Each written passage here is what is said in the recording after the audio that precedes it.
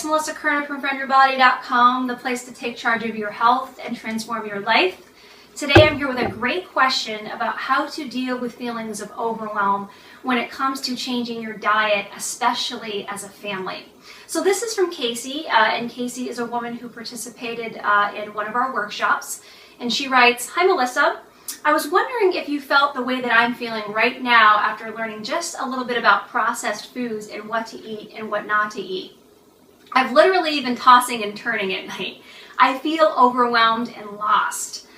Now, I know that we should take baby steps in order to change our habits, and we need to learn how to listen to our bodies, but how can I take baby steps knowing now what isn't so much of the food that my family eats? Is there a place to start? If so, where would it be? Is there one area that I should start changing that would benefit everyone else? Perhaps how I'm feeling is normal. One thing I do know, I have a lot of work to do. I no longer see this as something I am trying. I see this as I have no choice. I love a challenge, and I'm more determined than ever to live a healthier life." So, great question. Thank you, Casey, for sending this in. First of all, I commend you for being courageous enough to make these changes, especially as a whole family. It's so easy to say, I don't have the time, or I don't have the money, or it's too hard. So props to you for that. I'll tell you that I can totally relate to the feelings of overwhelm. I remember vividly the day that I had this sort of mental shift where I decided that I was going to completely change my eating habits. And I was attending a workshop that one of my mentors was teaching, a guy by the name of Paul Check. He was talking about the chemicals used in processed foods and all the chemicals used in farming. And I just sort of left his seminar thinking, oh my gosh, like I've been eating all this stuff for years. It's no wonder I don't feel good. And I also sort of had this feeling like, what do I eat? It was sort of a mixed feeling. I was feeling empowered, because I had this information under my belt and I knew that I had the choice, but I also felt like super overwhelmed because I was eating what I thought was just awful. I just didn't think I was eating right. And I felt like, gosh, I have so many changes to make. And it is overwhelming when you first get started. So I'm going to give you 4 strategies to keep in mind. The first one is to look at feelings of overwhelm as something beneficial to you, something that's useful to you. Because the reality is when you feel overwhelmed, it's an opportunity to learn something.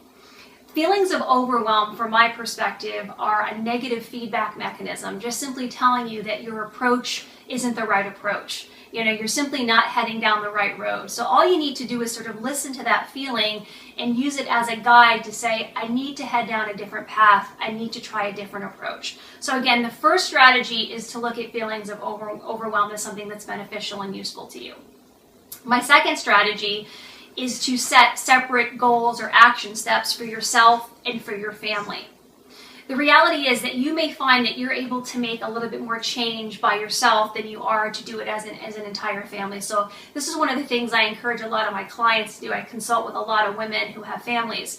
So I say, focus on making certain changes for yourself and then set some goals as a family.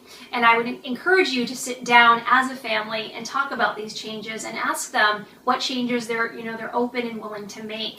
And I find that a really good strategy when you're trying to get your family on board is to frame the benefit of eating healthy in a way that they see it's going to sort of benefit their values. So for example, I have clients that have kids that play sports or they play instruments or, they like horseback riding. And, you can sort of use that information to frame healthy eating as something that's going to benefit those things. So you could say, eating this way is going to help you become a better athlete. It's going to help you get better at horseback riding. It's going to help you become a better, drummer or guitarist or whatever it is. If you can kind of link eating healthy to something that's important to them, you're going to find that it's a lot easier to sort of get them on board as opposed to just saying, well, it's healthy for you. It's good for you. So that's my second strategy. Focus on setting separate goals for yourself and for your family and try to frame the benefit of making these changes in a light that's going to benefit something that's important to them, something that they value. Strategy number 3 is to focus on making small and sustainable changes. Now, I recommend making no more than 4 changes at once. And the reason I recommend that is because if you start to make too many changes, it starts to feel very, very stressful. And if you're stressed out, you're feeling overwhelmed, you can't be a strong and steady guide for your family. As women, we're role models to our family, and we're the leaders and the change makers in our homes. So if you're not strong and steady and focused, and you're feeling all overwhelmed and stressed out, well, your family's going to feel that, so they don't benefit from that. But if you keep it simple and have very clear, actionable steps, it's going to be a lot easier for you to maintain the changes that you're making. Because here's the reality: the goal is to make a lifestyle change. It's not to do a crash diet. You don't want to do a crash diet with your family, right? You know that that's not helping them. So you're far better off making small, simple changes that you can actually maintain than you are making a bunch of radical changes that you simply can't stick with. So here's a few examples for you. So you might set some personal goals to drink more water, and I recommend making that goal very, very clear. Instead of just saying drink more water, set a specific amount. So you might say, well, I'm going to drink 60 ounces of water every day. Ideally, just a little tip for you, you want to be drinking about 50% of your body weight in ounces. But if that's too much for you, start somewhere. Start drinking one more glass than you're already drinking. Maybe you're drinking 2 cups of coffee each day and you want to reduce your coffee intake. So maybe you cut it down to 1 cup. Or maybe you switch from conventional coffee to organic. Or maybe in addition to that, you switch from regular to decaf. Little changes like that. Maybe instead of putting sugar in your coffee, you put stevia, a natural sweetener. So set some simple, small, achievable goals and make them as measurable as you can. And then maybe as a family, you focus on the meals that you eat together the most. So in my experience, most families are eating dinner together the most. So maybe you set the goal to have 1 dinner a week be a really healthy meal. And you can either, research a healthy recipe and completely try something new, or you can take an existing recipe that your family likes and maybe you kind of just tweak it a little bit, by substituting some of the ingredients to make it healthier. This is something that I do all the time. So again, have the conversation with your family, invite them to be a part of the process, because they're going to have more ownership in it if you invite them to be a part of it.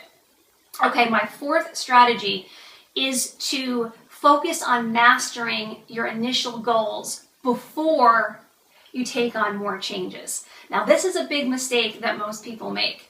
They just try to make all these changes. They try to keep going and going and going. I'm going to do this, I'm going to do this, I'm going to do this.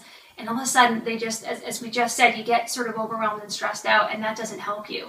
So you want to focus on really mastering those, 3, 4, again, no more than 4 changes that you make. Get really, really good at them. Make sure they become a habit before you add something else. And this is something that I consult with my clients on all the time. Now, if you find that you slip up, because we all do, well, you want to just, again, focus on re-solidifying those behaviors before you sort of add something new to your plate. So you might feel like after 30 days or 60 days, you're ready to add some additional dietary changes, but then life happens, you have some additional stressors, you can't handle those new changes, and all of a sudden you're backsliding from the original changes that you've made in your life. Well, stop yourself in your tracks there and say, okay, you know what, I'm not ready for these new changes. I'm just going to go back to focusing on solidifying the behaviors that I've sort of lost sight of. So again, 4 simple strategies. Look at feelings of overwhelm as being useful to you. It's a guidance, it's an internal guidance system telling you to take a different path. Set specific goals for yourself and for your family. Focus on small, simple, sustainable changes, and focus on mastering those changes before you take on anything else. So thanks so much, Casey, for sending in this question. It's a great one. I hope that this has helped you. I'd love to hear from you now. Do you have some effective strategies that you have found to be useful in dealing with feelings of overwhelm, especially when it comes to changing your diet? And I'd love to know which of the strategies that I talked about in this post are going to help you the most. So if you're watching this video anywhere but friendyourbody.com, you're going to want to make sure you head on over there to leave your comment and question. So that's really where all the action's happening. And if you like today's post, don't forget to share it with your friends and family so that they can benefit from it. And of course, don't forget to subscribe to our YouTube channel so that you can receive our updates. And if you want more resources from me on how to take charge of your health and transform your life and get some personal insights from me that I only share through email, you're going to want to make sure that you sign up for our free weekly health, fitness, and nutrition tips and recipes. And again, that can be found at friendyourbody.com. So as always, I encourage you to stay focused on your health and continue making small, simple, and sustainable lifestyle changes so that you can look and feel your absolute best. All right, well, that's all I have for today. Thank you so much for watching, and I look forward to talking with you soon. All right, have a great day.